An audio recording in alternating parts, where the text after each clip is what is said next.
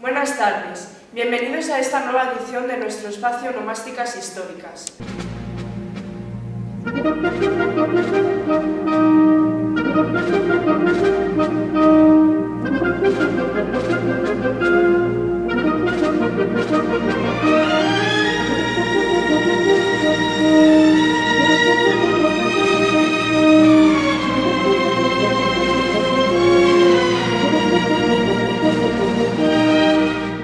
El próximo 28 de junio se cumplen 100 años del inicio de la Primera Guerra Mundial, también llamada la Gran Guerra.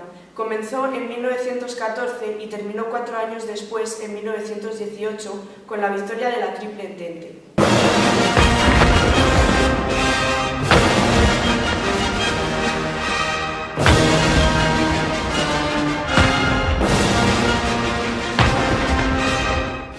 La humanidad nunca había visto un enfrentamiento así. Muchos países involucrados, millones de soldados en los diferentes ejércitos, gastos incalculables y consecuencias políticas muy importantes.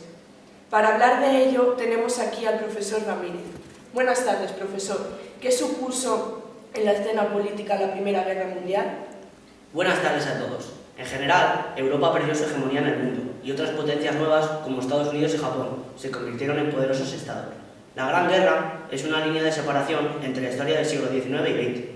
Alteró los regímenes políticos, modificó la sociedad, transformó la economía e impulsó nuevas ideologías y costumbres. En definitiva, creó una historia nueva. Pero esta situación no surgió de la noche a la mañana. Desde 1870 a 1914, Europa vivió la paz armada. Se suceden dos hechos importantes: una gran competencia internacional a nivel político, económico y de prestigio, y la defensa de una paz sostenida por todos los medios, mediante alianzas, congresos, conferencias. Natalia nos contará cómo fueron estas alianzas. Buenas tardes. Pues sí, una de las causas remotas de la guerra fue la gran rivalidad que existía entre las principales potencias europeas, sobre todo entre Francia y Alemania, entre Alemania e Inglaterra y entre Austria y Rusia, por los Balcanes. De manera que se forman alianzas que dividen Europa en dos grandes bloques: la Triple Entente, formada por Francia, Gran Bretaña y Rusia, y la Triple Alianza, con el canciller Bismarck a la cabeza, formada por Alemania, Austria-Hungría e Italia. Otra causa hay que buscar en los motivos económicos. Francia y Alemania habían desarrollado un capitalismo industrial. Los excedentes de producción obligaban a los gobiernos a imponer políticas proteccionistas y a buscar colonias donde asegurarse un mercado exclusivo. Y el desencadenante fue el asesinato en Sarajevo del heredero del Imperio Austrohúngaro. Nuestra corresponsal Estíbaliz se encuentra en Sarajevo. Cuéntanos qué sucedió exactamente. Buenas tardes, desde Sarajevo, muy cerca del lugar donde el 28 de junio de 1914 Gavrilo Princip, un joven serbio, miembro del partido La Joven Bosnia y la organización clandestina La Mano Negra, asesinó al archiduque Francisco Fernando de Austria y a su esposa. Está conmigo Danuta Isakovic, que vivía en aquellos días en un Sarajevo de gran actividad política. Danuta, ¿por qué Princip asesinó a Francisco Fernando? Porque los serbios querían unir todos los pueblos eslavos que se encontraban bajo el gobierno austrohúngaro. Después del atentado, Austria quiso apresar a todos los autores del crimen, pero el gobierno serbio no colaboró. Por eso Austria declaró la guerra a Serbia. Y el número de países implicados fue muy elevado. ¿No es así, Natalia? Cierto, en 1915 Italia abandona la Triple Alianza y se une a la Entente a condición de recibir ciertas compensaciones territoriales. El Imperio Otomano y Bulgaria lucharán al lado de las potencias centrales, Austria-Hungría y Alemania. Por su parte, Serbia, Montenegro, Rumanía y Grecia se pondrán al lado de Francia, Reino Unido y Rusia. En 1917 solo mantenían su neutralidad en Europa, Suiza, Holanda, países escandinavos y España. Profesor, ¿España fue un país neutral? Bien, el gobierno de Alfonso XIII dictó la neutralidad. La opinión pública española estaba dividida en dos bandos, germanófilos y aliadófilos. Lo cierto es que la neutralidad fue muy favorable a nuestra economía, porque España abastecía a los países beligerantes. Y la guerra se desarrolla en 5 etapas: guerra de movimientos, guerra de posiciones, guerra de ruptura y desgaste, guerra de 1917 y fin de la guerra. Natalia, cuéntanos qué pasó en la guerra de movimientos. En 1914 se pensó que la guerra sería corta. Los franceses agruparon sus tropas en la frontera alemana, pero los alemanes entraron por Bélgica, siguiendo el plan Seifert, con la intención de marchar hacia París. Entonces, Gran Bretaña entró en la guerra porque era aliado de Bélgica, y sus tropas frenaron el avance alemán en el río Marne. Los taxis de París llevaron a los soldados británicos al frente. Nuestra corresponsal de Atra nos lo cuenta desde París. Hola, me encuentro frente a la Hospedería de Invalidos en París. Cerca de aquí se produjo la primera batalla que repelieron los alemanes. Está conmigo Jacques Martin, que entonces era taxista en París. ¿Cómo intervinieron ustedes? Verá, el gobernador de París nos pidió que llevásemos una reserva de 100.000 soldados al campo de batalla, porque era muy importante llegar cuanto antes. Aquí mismo, frente a los inválidos, se reunieron 670 automóviles, la mayoría taxis de modelo Renault AG de color rojo. Fue la primera vez que los soldados se desplazaron al frente en vehículos a motor, porque antiguamente iban a pie o a caballo. Entonces los ejércitos alemán y franco-británico-belga se replegaron hacia el norte en una serie de ataques y contraataques y se estableció un frente de 800 kilómetros que iba de Flandes a Suiza. Por su parte, Austria-Hungría toma Belgrado y Rusia invade Prusia Oriental. En 1915, Italia se une a los aliados y Bulgaria a las potencias centrales, que con su apoyo ocupan Serbia. Entramos así en la segunda fase de la guerra de trincheras. Después de la batalla del Marne, los ejércitos se atrincheraron en la línea de posiciones. El equilibrio de fuerzas impedía que el frente se moviera. Natalia, explícanos cómo era. La trinchera era una nueva forma de lucha. Kilómetros de fosos se protegían con sacos terreros, alambradas y casetas de cemento. Al principio se pensó que las trincheras serían temporales, pero como el frente no se movía, se consolidaron y se fueron haciendo cada vez más complejas. Consistían en varias zanjas paralelas o en forma de zigzag o almena, para sortear el fuego enemigo, reforzadas con refugios, puestos de guardia y nidos de ametralladores. Entre una trinchera y la enemiga quedaba la tierra de nadie. Los agujeros y el fango hacían imposible avanzar y tomar la trinchera enemiga. Innovaciones como tanques o lanzallamas eran eficaces contra las trincheras. Fueron la aviación, los obuses y los gases tóxicos las armas más efectivas. Alinka nos habla desde una antigua trinchera francesa. Buenas tardes, me encuentro en lo que fue una de las líneas del frente francés. A mi lado está Guillaume de Sos, que murió en una de las trincheras. ¿Qué pasó, Guillaume? Había bombardeos todos los días. Muchos soldados caían durante el bombardeo o porque intentaban huir se enredaban en el alambre de espino. Otros morían de enfermedades. Todo estaba lleno de barro, la comida era escasa y las ratas venían a comerse tu pan cuando lo tenías en las manos. Por las noches el picor de los piojos era insoportable. Además olía horrible porque no nos lavábamos y porque había cadáveres en tierra de nadie que no se enterraban y se pudrían ahí. Nos moríamos de miedo y era un asco. Y Aroa nos habla desde una trinchera germana. Buenas tardes. En las trincheras alemanas sufrieron las mismas condiciones que en las trincheras de los aliados. Muchos soldados supervivientes sufrieron consecuencias psicológicas. Conmigo está Ángela Spielberg, cuyo marido volvió de frente mutilado. Cuéntanos, Ángela.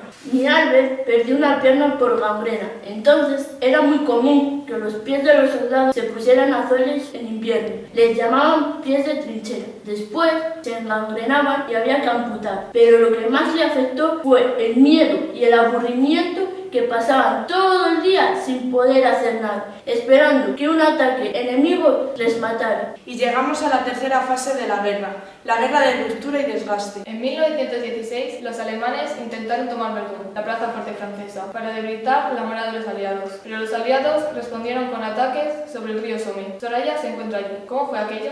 Buenas tardes desde la ribera del río Somme. Ante el ataque alemán, los británicos desencadenaron una batalla paralela y consiguieron que los alemanes retiraran parte de su ejército de Verdún. Thomas Walter era un soldado inglés que perdió la vida en la batalla de Somme. Thomas, ¿por qué estabas allí? La intervención inglesa fue decisiva. Murieron 60.000 ingleses el primer día de batalla, pero a pesar de los muertos, el frente no se movió, ni en Somme ni en Verdún. Yo perdí la vida en un ataque de gas. Mi máscara estaba rota y mi garganta se abrasó. Fue la primera guerra química de la historia. ¿Y qué pasaba entre tanto en el frente oriental? Pues en el frente oriental, el ejército ruso consiguió invadir Galicia en junio de 1916. Desde Jalik, Mario amplía nuestra información. Buenas tardes desde Jalik. Yo soy ucraniana que en 1914 pertenecía al Imperio Austrohúngaro. Samar Sulivinsky era industrial en aquella época y nos relata los hechos. Pues verá, el ejército ruso estaba compuesto por campesinos mal armados y sin adiestramiento militar, pero consiguió entrar en la región. Regimientos enteros de austrohúngaros se pasaron a filas rusas porque el poder austrohúngaro no era totalmente reconocido aquí. Esta zona ha pertenecido a Austria, a Rusia, a Polonia. La opinión siempre está dividida. Pero había además otros frentes. En los Balcanes, una serie de campañas militares enfrentaron a las potencias centrales, o sea, Austria-Hungría, Alemania, el Imperio Otomano y Bulgaria, contra los aliados, que eran Serbia, Montenegro, Rusia, Francia, Reino Unido y más tarde Rumanía y Grecia. Natalia, ¿qué pasó? Las potencias centrales lograron tomar Serbia y Montenegro a finales de 1915. Rumanía declaró la guerra a los imperios centrales en 1916, pero una ofensiva de estos había conquistado 2/3 del país aquel mismo año. En el frente de Oriente Medio, los aliados intentaron desplazar a los turcos del estrecho de los Dardanelos. Desde Galípoli nos habla Lucía. Hola, os hablo desde Galípoli, la ciudad donde la flota inglesa llevó a las tropas de los aliados. Está conmigo Omar Atatürk, que estaba entonces en las filas del ejército otomano. ¿Qué pasó? Los aliados pensaron que el Imperio Otomano era débil y sería fácil echar a los turcos. Atacaron con su artillería y nos organizamos en trincheras. Fue una guerra muy sangrienta. Al final, la flota evacuó a los aliados y se quedaron en Salónica. Nosotros resistimos. Y en África, las colonias alemanas de Togo y Camerún fueron atacadas por anglo-franceses. Llegamos entonces a la cuarta fase de la guerra. 1917 introdujo serias novedades en la contienda, la intervención norteamericana y la revolución rusa. Nuestra corresponsal Paloma nos cuenta desde Vilna. Pues me encuentro en Vilna, en un territorio que entonces cambió de manos. En 1917, el estallido de la revolución debilitó a Rusia y permitió el avance de los alemanes. Stephanie y Vladimir Miankova vivían aquí entonces. Stephanie, ¿cómo vivisteis aquello? Vladimir, mi marido, estaba en casa porque era un herido de guerra. Entonces formábamos parte del imperio del zar. Cuando en 1918 los bolcheviques firmaron el armisticio de Brest-Litovsk y en Rusia se desató la guerra civil. Mientras que Rusia estaba en su guerra, Alemania ocupó Polonia, Ucrania, los países bálticos, Finlandia y también parte de Bielorrusia. Y ya no volvimos a ser rusos. En todos los países se sentía el cansancio de la guerra. Había huelgas en los centros industriales, motines entre los soldados y aparecieron grupos socialistas, nacionalistas y pacifistas, y fracasaron algunos intentos de iniciar la paz. En este escenario, Estados Unidos se unió a la guerra. Nuestra corresponsal Aroa está en Kinsey. Buenas tardes, desde la costa irlandesa de Kinsey. Frente a esta costa navegaba el navío estadounidense Lusitania cuando fue torpedado por el submarino alemán U-20. Helen murió en el hundimiento. ¿Podrías aclararnos los hechos? A bordo de Lusitania íbamos unos cuantos pasajeros norteamericanos y 123 morimos ahogados. El gobierno de los Estados Unidos lo consideró una ofensa muy grave y entró en guerra al lado de los aliados. El imperio japonés entró en el bando de los aliados y consiguió ocupar las posesiones alemanas en las Islas Carolinas y Marianas y el puerto de Qingdao, la principal base alemana en Extremo Oriente. También consiguió derechos sobre los territorios frente a Taiwán y los derechos comerciales de Mongolia Interior y Manchuria. Y las tropas australianas ocuparon la Nueva Guinea alemana. Y llegó el fin de la guerra. Los alemanes se disponen a vencer rápidamente antes de la llegada masiva de los refuerzos estadounidenses. Pero no lograron llegar a París porque la operación fue detenida en la ribera del Marne. Sara se encuentra en París. ¿Cómo fue aquello? Hola, estamos hablando de la segunda batalla del Marne. El general Foch preparó una contraofensiva que frenó el avance alemán. Albert Keller era un soldado alemán que perdió la vida aquellos días. Hola, Albert. Hola. Lo que ocurrió fue que la tropa alemana estaba agotada y hambrienta, y no pudimos resistir. Cuando llegaron 1 millón de norteamericanos con carros de combate y víveres, la superioridad de los aliados era apabullante. Tenían tanques y aviones, y nos acribillaron. Además, las otras potencias centrales, Austria, Bulgaria, Turquía, caían en los Balcanes y en Italia. Profesor Ramírez, ¿cómo fue el final? El 8 de agosto, los aliados entran en Bélgica. Estados Unidos dijo que solo firmaría la paz con un gobierno alemán democrático. Entonces, se produjo en Berlín una revolución obrera y el Kaiser huyó a Holanda. El 11 de noviembre, el gobierno de la nueva República Alemana firmó un armisticio. Y en enero de 1919 comenzó en París la Conferencia de Paz, a la que solo asistieron los países vencedores. Nacieron los estados de Finlandia, Estonia, Letonia y Lituania, Polonia, Checoslovaquia, Hungría y Yugoslavia. Y desaparecen 3 grandes imperios: Rusia, el Imperio Austrohúngaro y el Imperio Alemán, y también el Imperio Otomano. Y se firmaron 5 tratados de paz entre los vencidos y cada uno de los vencedores. En primer lugar, el Tratado de Versalles, entre los aliados y Alemania. Alemania tuvo que entregar Alsacia y Lorena a Francia, parte de Rusia a Polonia. Todas sus colonias fueron repartidas entre los vencedores. Tuvieron que pagar reparaciones de guerra. El ejército alemán no podía pasar de 100.000 hombres y no podía tener armamento pesado ni aviación. Ese tratado provocó resentimiento de los alemanes durante el periodo de entreguerras. En segundo lugar, el Tratado de Saint-Germain entre los aliados y Austria-Hungría. El imperio quedó dividido en Austria, muy limitada, y Hungría. Estos dos estados nunca podrían volver a unirse. En tercer lugar, el Tratado de Neuquén entre Bulgaria y las potencias vencedoras. Bulgaria tiene que ceder territorio a Yugoslavia, a Rumanía y a Grecia. Por cuarto lugar, el Tratado de Trianón, impuesto a Hungría, que entrega territorios a Checoslovaquia, Rumanía y Yugoslavia. Por último, el Tratado de Sèvres. El Imperio Otomano, que pierde parte de sus antiguas posesiones, solo conserva 80 kilómetros cuadrados en Europa y queda limitado a Constantinopla y Asia Menor. Francia y Gran Bretaña se repartieron las posesiones del Imperio Otomano en el Próximo Oriente. Y por último, las consecuencias de la guerra. En el mapa vemos que cayeron 4 imperios. Rusia quedó transformado en la URSS. El Imperio Otomano se dividió. El Imperio Austrohúngaro se divide dando paso a Austria, Hungría, Checoslovaquia y Yugoslavia como nuevos países independientes. El Imperio Alemán fue reemplazado por la República de Weimar, pero además consecuencias de tipo económico, demográfico, político y social afectaron duramente a vencedores y vencidos. Natalia nos habla de ello. Este hermoso lugar es el claustro del monasterio dominico de Santa María Real de Nieva, en Segovia, España. Durante la guerra, nuestro país fue territorio neutral. Y estamos aquí porque hemos reunido a algunos de nuestros testigos para hablar de las consecuencias de la Gran Guerra. En la sala se encuentra Manuela. Buenas tardes. Sentados a la mesa tenemos a algunos de los testigos de la contienda que ya hemos presentado. Comienzo por mi derecha. Guillaume de Sos, Samar Sudimitsky, Walter Thomas, Stefan Miankova y Ángela Spiegel. En la guerra murieron 10 millones de civiles y militares. Francia fue el país más afectado. Murió el 10% de la población activa masculina y además dejaron de nacer niños durante la guerra. Todo el norte de Francia estuvo destruido. Casas, puentes, vías férreas, fábricas, era desolador. La pobreza se sentía en el campo y en la ciudad. Los salarios eran bajos y los precios altos. Teníamos problemas para comer. Los avances de la ciencia y el progreso se pusieron al servicio de la guerra y dieron lugar a armas más mortíferas que las anteriores. Fusiles de repetición, ametralladoras, vehículos de combate, dirigibles, aviones de guerra, acorazados de acero, gases venenosos.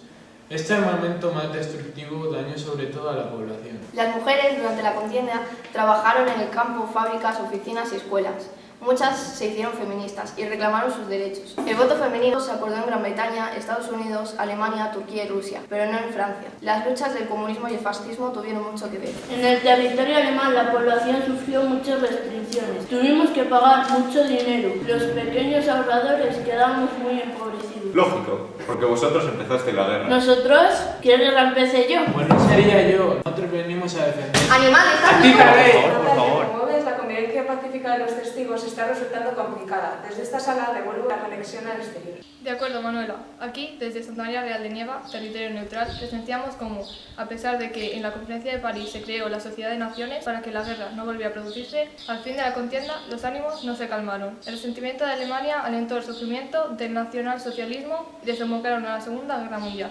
Muchas gracias, Natalia. Muchas gracias, profesor Ramírez. Un placer tenerle con nosotros. Muchas gracias, queridos espectadores, por seguir nuestro espacio dedicado a la Primera Guerra Mundial. Les esperamos en nuestra próxima edición. Hasta pronto. Buenas tardes.